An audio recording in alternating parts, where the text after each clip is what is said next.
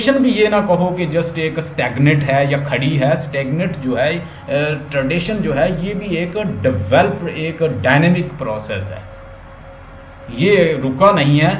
असल में हम पीछे से सीखते सीखते सीखते ग्रेजुअली सीखते आते हैं। उसने रेमंड विलियम ने उसको ट्रेडिशन का कंसेप्ट दिया, टी.एस. एलियट ने उसको सेंसिबिलिटी का कंसेप्ट दिया, तो इसी ने उसी चीज़ को क्या नाम दिया, इसको नाम दिया कॉमन सेंस।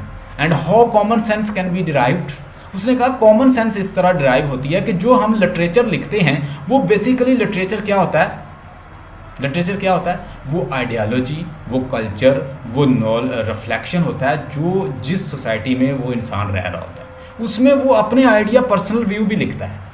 अगर आप ये कहें कि हम भाई उसकी लाइफ को पढ़े ही ना, हम उसको स्टडी ना करें, तो आपके अंदर कहती कॉमन सेंस नहीं आएगी।